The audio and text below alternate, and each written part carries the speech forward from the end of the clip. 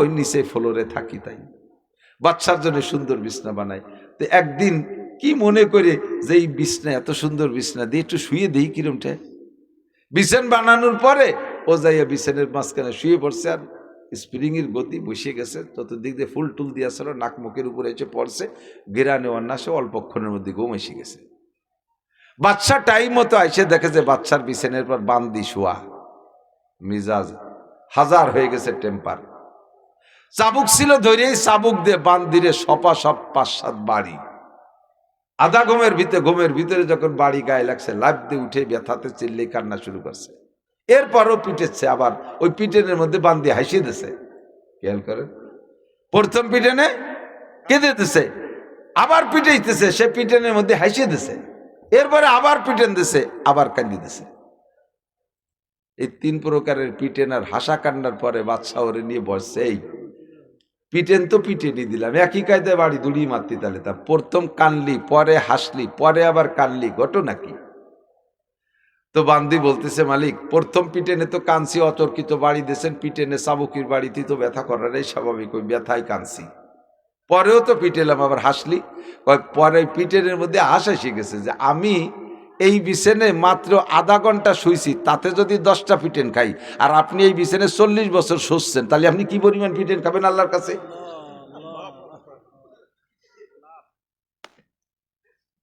কলিজায় মারিয়ে দিছে। আমি এই বিছানে আধা ঘন্টা শোয়ার কারণে যদি 10টা চাবুকের পিটেন পাইতে পারি, 40টা বছর ঘুমাইলা বাচ্চা, তাহলে তুমি কিয়ামতে কি পরিমাণ পিটেন খাবা? আজকে এই 10 পিটেনের কান্না, সেই দিন তোমার পিটেন দেখে আমি হাসবো, ওই কথা মনে উঠে আমার হাসি এসে গেছে। পরে আবার কাঁদলি কেন? কয় পরে কাঁদার কারণ হলো আমি আপনার নুন্নুটি খাই, আপনি আমার মালিক, আমি আপনার বান্দি। কিয়ামতের ময়দানে আমার মালিক চাবুকের পিটান খাবে, মালিক কাঁদবে, ওই কান্না আমার চোখে ভাসতেছে, তাই আমি মায়ায় কান্দে দিছি। ছোট্ট একটা কোপ লাগাই দিছে কলিজায়। যা বিছানায় যা শো বাচ্চা, আজকে বিছানার কাছে যায়, একবার শোয়, একবার ওঠে, একবার নামে, আর ঘুম আসে না, শুধু বারবার ওই পীড়া দেয়। বান্দি আমারে কি কইল, আরে আধা ঘন্টা ঘুমায় যদি 10 পিটেন, আমি বাচ্চা 40 বছর ঘুমায়, তাহলে কি পরিমাণ পিটেন খাবো? কথাটা তো সত্য কথা, ঠিক? পরে 2-4 দিন পরে আবার বিছানায় রাতে শুয়েই আছে, এখনো বিছানায় ছাড়ে নাই। গভীর রাত্রে শোনে যে ছাদের উপর দিয়ে কে যেন খড়ম পাই দিয়ে কটকট করে হাঁটতেছে। উনি ওখান থেকে ডাক দিয়ে বলে, আরে কে আমার ছাদের উপরে? উপরে যিনি ছাদের উপরে তিনি বলতেছেন, আনা ফুলান, আমি অমক। এ তুই ও জায়গা কি এরিস? বাচ্চা নামদার, আমার একটা উট হারাই গেছে মরুভূমির ভিতরে, কোথাও খুঁজে পাই নাই, তাই মনে করলাম বাচ্চার ছাদের উপরে আইছে নাকি। বাচ্চাকে গাদা উট করে দিন ছাদের উপরে উঠতে পারে? 7 তলা দালানের উপরে কি মরুভূমির হারাই রে উঠ 7 তলা দালানের উপরে পাবিতরে শুয়েছে কিনা? ওই লোক ওই জায়গা থেকে কয়, আমার মরুভূমির হারাইনি উঠ যদি 7 তলা দালানের উপরে না পাওয়া যায়, তাহলে 7 তলা দালানের আরামের বিছানায় শুয়ে আল্লাহরে পাওয়া যায় কিভাবে? রাতটা কোনো মতে পার করছে। সকালবেলা মন্ত্রী পরিষদ দায়িকা মূল চাবিটা স্বরাষ্ট্রমন্ত্রীর কাছে জমা দিচ্ছেন, অর্থমন্ত্রীর কাছে জমা দিচ্ছেন, যার যার চাবি। আয়েতে हम मिसले बुलबुल सायरे गुलशन के लिए खुश हुए बागबानो मैं तो अपना घर चले ले ले माली बाग ले ले मैं तो अपना घर चले। তোমাদের রাষ্ট্র তোমরা বুঝে নাও, আর আমি রাজা থাকবো না, আজকে থেকে আমি পদত্যাগ করলাম, এ আমার আর ভালো লাগে না। আরে আমারে কোপ মারছে আমার বান্দি, আর কে আমাকে ছাদের উপরে আইসা বলে গেল এই ছাদের 7 তলা দালানের মধ্যে আল্লাহরে পাওয়া যায় না, তাহলে আল্লাহরে কোন জায়গা পাওয়া যায়? আমি সেই জায়গায় চলে যাব। সব কিছু ছেড়ে দিয়ে নেমে গেছেন। প্রসিদ্ধ সহি ঘটনা, মুসনবী শরীফের মধ্যে বিভিন্ন কিতাবের মধ্যে লেখে। এরপরে উনি জঙ্গলে নেমে গেলেন। এই বাচ্চা ইব্রাহিম বলকি রাহমাতুল্লাহ আলাইহি পরবর্তীত বিশাল পীর হিসেবে প্রসিদ্ধ, হাজার হাজার মুরিদ হয়ে গেছে। এক মুরিদ এই সোনার কাছে জিজ্ঞেস করছে, হযরত আল্লাহ ने फरमाया উদউনি আস্তাজিব লাকুম, দোয়া করো কবুল করব। আমরা শবে বরাতে দোয়া করি তাও কবুল হয় না, শবে কদরে দোয়া করি কবুল হয় না। উলামায়ে কিরাম বলে দোয়া করো বিশেষ বিশেষ সময়, জুমার দিন দোয়া কবুল হয়, তাহাজ্জুদে দোয়া কবুল হয়, জুমার দিন আসর বাদ দোয়া কবুল হয়, শবে বরাত শবে কদরে কবুল হয়, কাবা ঘরের পাশে যে দোয়া করলে कबूल है। हम इतने सारे दुआ करते लेकिन कबूल नहीं होता है, अक्सर तो कबूल नहीं होता है, बेशी बेशी दुआई तो कबूल है ना, क्वचित दुई एकटा হয়। তা মনে করি আমাদের দোয়া না, ওটা আল্লাহর পক্ষ থেকে ওভাবেই বরাত্রি কতগুলো নেকি হয়েছে, তারপরে পাল্টাপাল্টি সিদ্ধান্ত আপনার কাছে। জি হুজুর বলেন, কয় যে আপনার ওই এক রাত্রে যে নেকি হয়েছে শুধু ওমর না, ওমরের থেকে নিয়ে কিয়ামত পর্যন্ত যত মুমিন মুসলমান দুনিয়া আসবে সবাই মিলে যে নেকি কামাই করবে, সব নেকিরে এক পাল্লায় রাখবেন, আর আপনার ওই এক রাত্রির নেকি আর এক পাল্লায় রাখবেন, তারপরে ওই পাল্লা ভারী হয়ে যাবে। হযরত আবু বকর কয়, ওমর পাল্টাপাল্টি হবে না, যে যেখানে ছিল সেই সেখানে থাও, এই লস্ত কেউ করবে না। আল্লাহু আকবার। ফাউলাইকা ইউবাদদিলুল্লাহু সাইয়্যাতিহিম হাসানাত ওয়া কানাল্লাহু গফুরুর রহিমা। আল্লাহ পাক সব গুনাহ পাল্টায় নেকি বানায় দেবে, শর্ত হলো তওবাটা কবুল করাইতে হবে। এখনই আজকের তওবা কবুল হয়েছে, এর প্রমাণ কি? তওবা কবুল হওয়ার প্রমাণ হলো বাকি জীবনে যে গুনার থেকে তওবা করছেন, মরণকাল পর্যন্ত যদি ওই গুনার না করেন তাহলে বুঝবেন যে তওবা কবুল হয়েছে। আবারও যদি করে ফেলেন তাহলে বুঝবেন যে কবুল হয়নি, সাইজ মতো তওবা হয়নি। ওই শেষ তিন তওবের মতো তওবা হতে হবে, শেষ তিন তওবের মতো অন্ধর ওই রকম কান্নাকাটি হতে হবে। আজকে রাত্রে দোয়া কবুল হবে না। পাঁচ ব্যক্তির, ইব্রাহিম ইবনে আদহাম রাহমাতুল্লাহ আলাইহি, খেয়াল করেন, ইব্রাহিম বলখি বলা হইতো, বলকের বাচ্চা। রাশিয়ার ভিতরে একটা প্রদেশ, তার নাম বলক। এই বলকের বাচ্চা ছিলেন ইব্রাহিম বলখি। রাজা ছিলেন, বাচ্চা ছিলেন, বড় দবদবা শাহানশাহ, খুব দামি বাচ্চা ছিলেন, আরাম আইসলা বাচ্চা ছিলেন। তো একদিন বাচ্চা উনি মানে ঘুমোয়, তো বিছানে ঘুমায়, ওনার বিছনা তৈরি করে দেয় যে বান্দি, প্রত্যেক দিনের বিছনা সুন্দর করে তৈরি করে দিয়ে বান্দি খুব তাকায় দেখে, যা আরে চমৎকার বিছনা, আমরা আজকে গোলাম বান্দি বিদায় এই বিছনা আমাদের পিঠে নেই। আখিরাতে যদি জান্নাতে যাইতে পারি তাহলে যদি পাই, দুনিয়ার আমাদের পিঠে এই বিছনা হবে না, এই বিছনায় পিঠ দেওয়া হবে না। আমরা তাহলে সেই সাসারে আর ওই কাজলিরে দিন ভরে সবাই খেপাই নিয়ে বেড়াবে না। এটা মেয়ের বাপ আল্লাহর কাছে বলবে, মেয়ে নিজে বলবে, দোয়া করবেন কি কইয়া, রব্বানা হাবলানা। এই যাদের বিবাহ শাদী হচ্ছে না, দেরি হয়ে যাচ্ছে, রেগুলার এখন থেকে 5 ওয়াক্ত নামাজের পরে, 5 ওয়াক্ত নামাজের পরে যার যার দোয়ার মধ্যে শরীক করে নেবেন। আজকে রাত্রে বেশি বেশি করে দোয়া করবেন, এই মুনাজাতটা পড়বেন, রব্বানা হাবলানা মিনাজওয়াজিনা ওয়া যুররিয়াতিনা কুররাতা আয়ুন ওয়াজআলনা লিল মুত্তাকিনা ইমামা। আপনাদের যাদের ছেলেমেয়ের বিবাহ হচ্ছে না, কন্যা বা ছেলে খুঁজে পাচ্ছেন না, ভালো মিল হচ্ছে না, বিয়ে হচ্ছে না, বা মেয়েরা যারা বিয়ে হতে দেরি হয়ে যাচ্ছে, এই দোয়াটা তারা বেশি বেশি পড়বেন।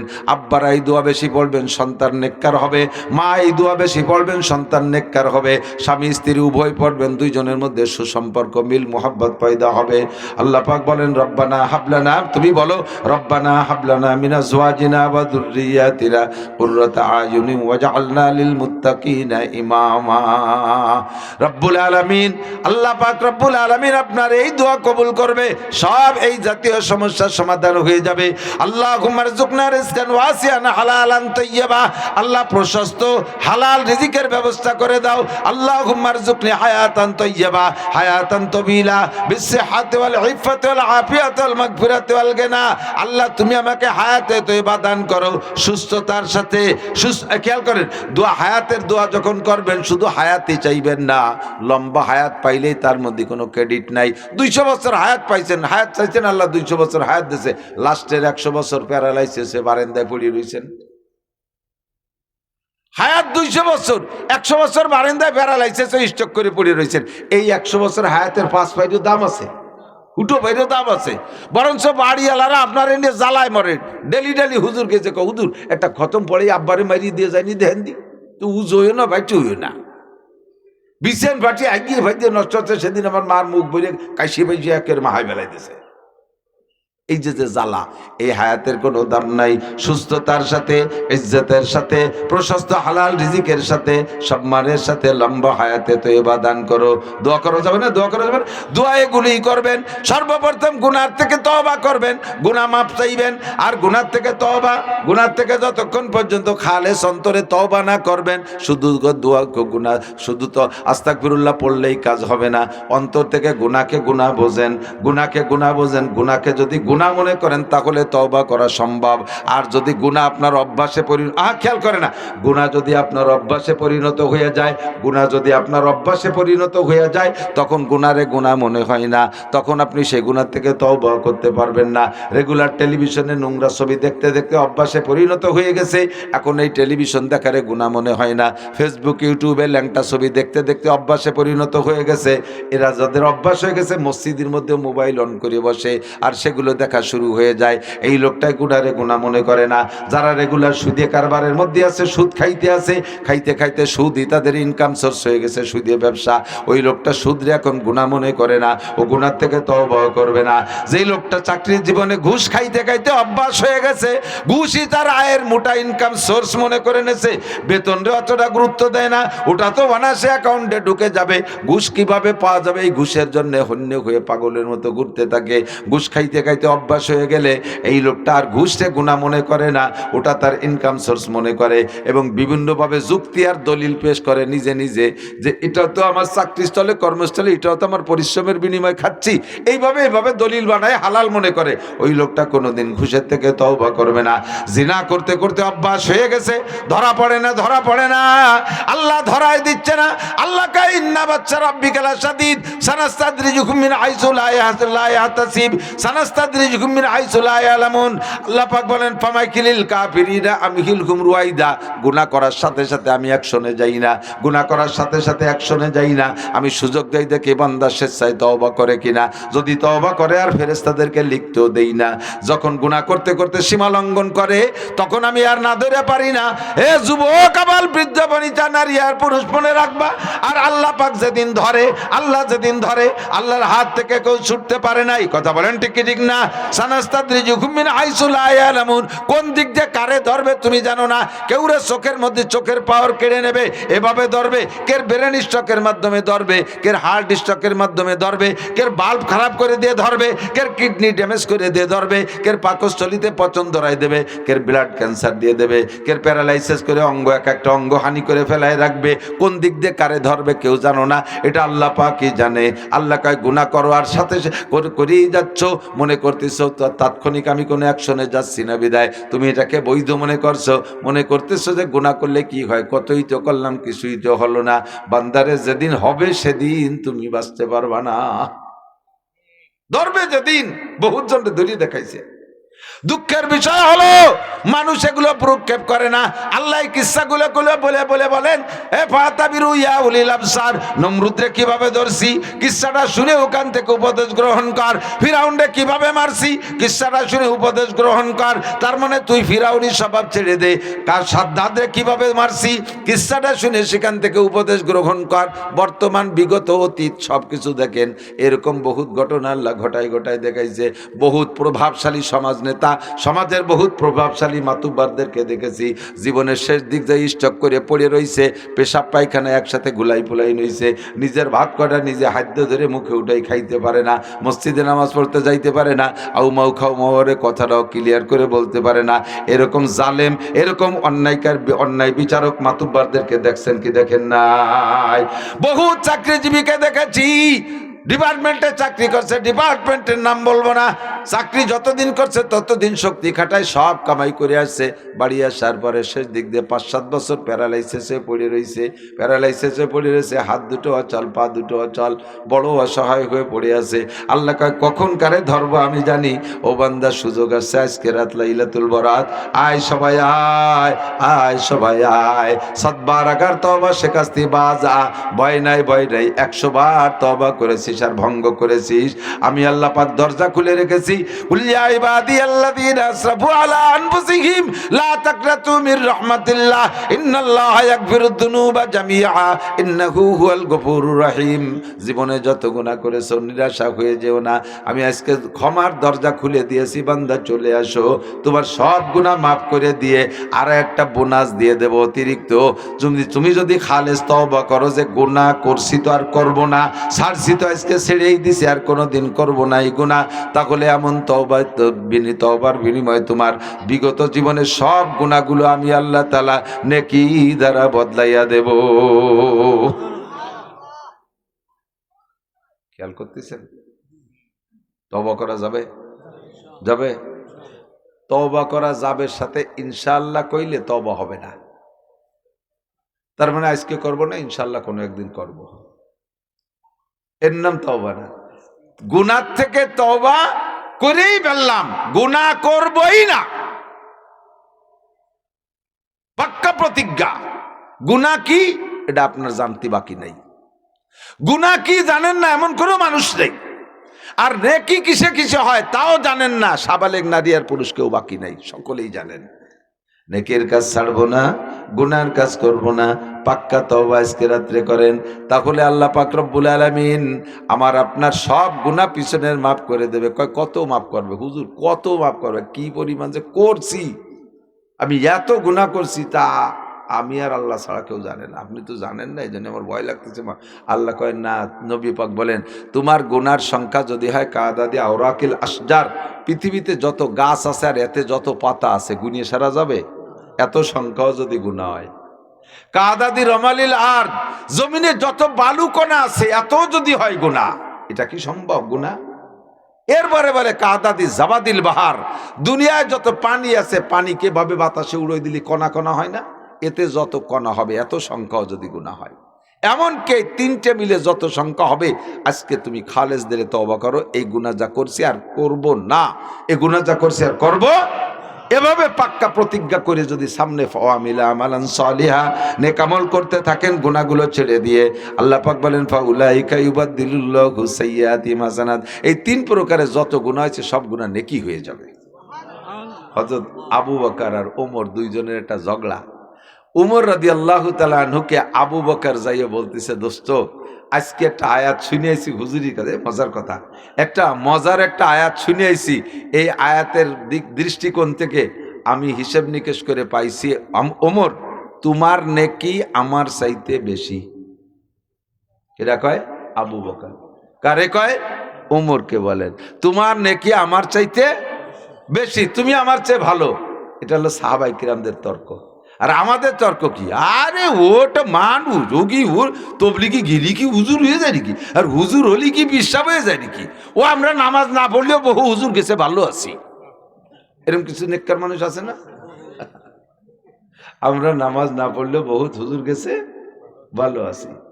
যে নিজেকে নিজে এতটা ভালো বলে আত্মতৃপ্তি মনে করবেন, সে কখনো আর সামনের দিকে উজতি পারবেন না, ভালোর দিকে যেতে পারবেন। আপনি তো মনে করতে আমি অনেক ভালো আছি, আর সাহাবায়ে কিরামদের স্বভাব তুমি ভালো আমি ভালো না, আমি তোমার চেয়ে কম। আবু বকর কয় উমর রে ভাই তোমার নাকি আমার চেয়ে বেশি। হযরত ওমর কয় ভাইজান এই যা কন্টন্ট এক হইয়েন না, আপনি কোথায় আবু বকর আর আমি কোথায় ওমর, এটা হিসেব হলো নাকি? কাজে পাগল, আমার কাছে দলিল আছে, তোমার নাকি আমার চেয়ে বেশি, এর দলিল আছে। কি দলিল? আজকে হুজুরির থেকে আয়াত শুনেছি, মনে নগদ নাজিল হয়েছে, যে ব্যক্তি গুনাহ থেকে তওবা করে আর সামনে নেক আমলের প্রস্তুতি নেয় আর নেক আমল করে, আল্লাহ তাআলা তার গুনাহ মাফ করে দেয়, সমস্ত গুনাহ সংখ্যা পরিমাণ নেক আমল দিয়ে ভরপুর করে দেয়। তো তুমি এক সময় কাফের ছিলে, আমি এক সময় কাফের ছিলাম, তা আমি কাফের থাকা অবস্থায়, আমিও কাফের ছিলাম তুমিও কাফের ছিলে, তা আমি কাফের থাকা অবস্থায় অত আকাম করি নেই তুমি যত আকাম করছো। তুমি নবীকে মারতেও গেছো, নবীর কল্লা আনতে গেছো, আর আমি এই আকাম করে দিই। তবে কাফের ছিলাম, মূর্তি টুর্তি পূজা টুজা করছি, তা কাফের থাকাকালে আমি যে পরিমাণ আকাম করছি তার চেয়ে তুমি অনেক গুণ বেশি করছো, আর তওবা করার সাথে সাথে তোমার চেয়ে বেশি গুনাহগুলো 100টা বেশি নেকি হয়ে গেছে। সেই দিক দিয়ে তুমি কতখানি একা হচ্ছ।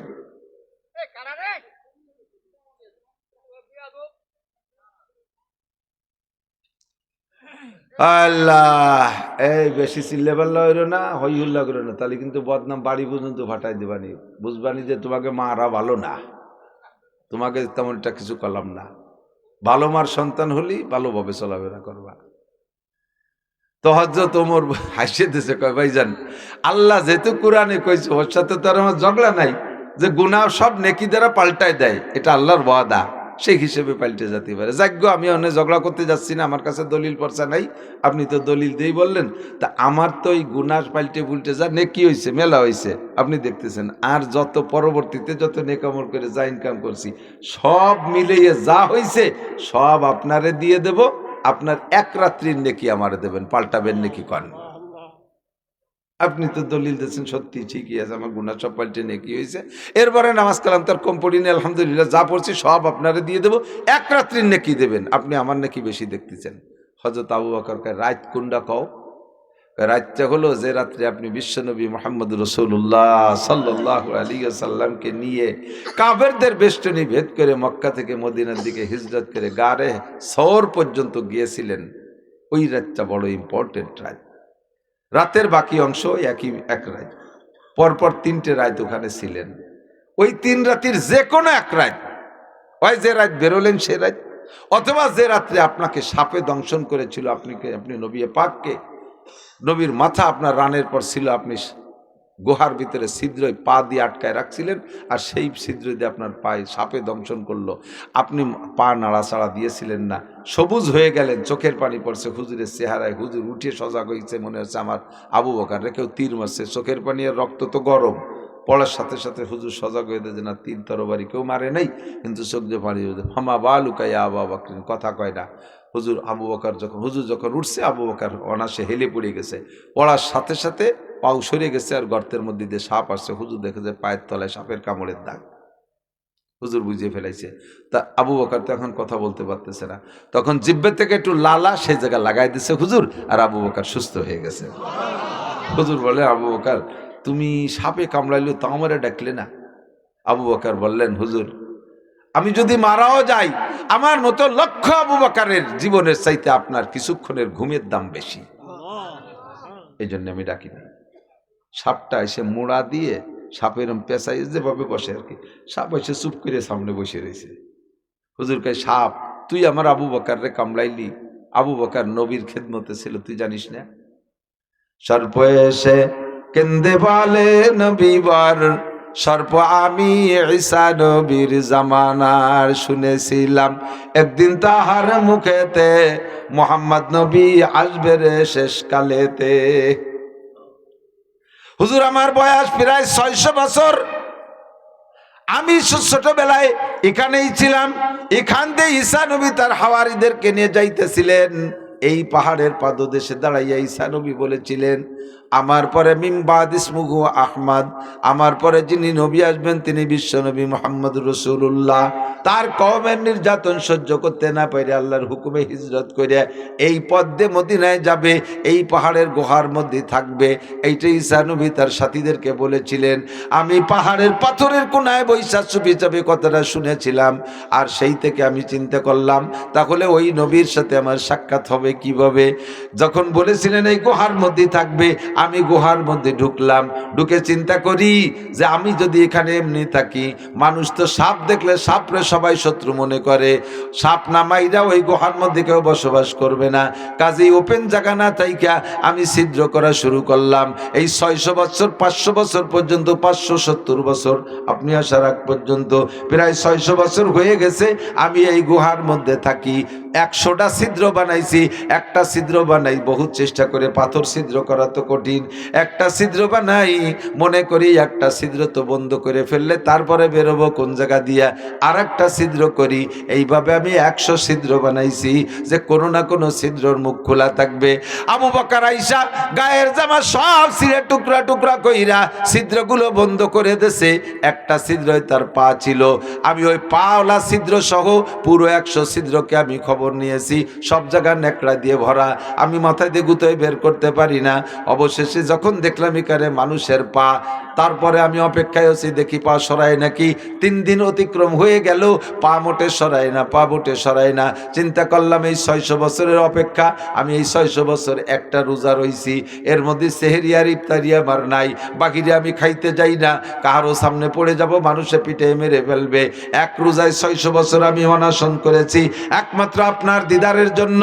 আজকে আমার রাস্তায় আবু বকর পা দিয়ে বাধা দিয়েছে, মাথা দিয়ে গুতইছি, পা সরাই নাই, অবশেষে দংশন করতে বাধ্য হয়েছি।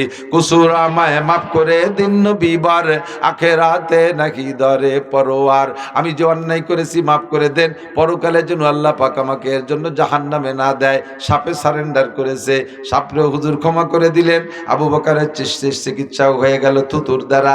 হযরত ওমর বলেন যে রাত্রে বেষ্টনী ভেদ করে আসছিলেন ওই রাত, অথবা যে রাত্রে সাপে দংশন করেছে নবীকে আপনি ঘুমাইতে দিয়েছিলেন, সজাগ করেন নাই, ওই রাত যে কোনো একটা রাত্রের ইবাদত আমারে দেবেন, নেকি দেবেন।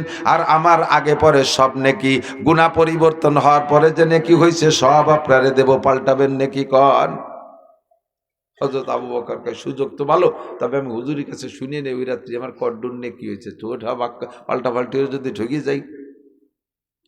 যাইয়া হুজুরের কাছে বলতেছে হুজুর গনিমত সুযোগ একটা পাইছি, ওমরের সারা জীবনের নেকি ওই গুনাহ পাল্টায় যে নেকি হয়েছে তাও পরে ইবাদত করে যা হয়েছে তাও আমারে দেবে, আমার এক রাত্রির নেকি চাই, পাল্টাবো নাকি হুজুর?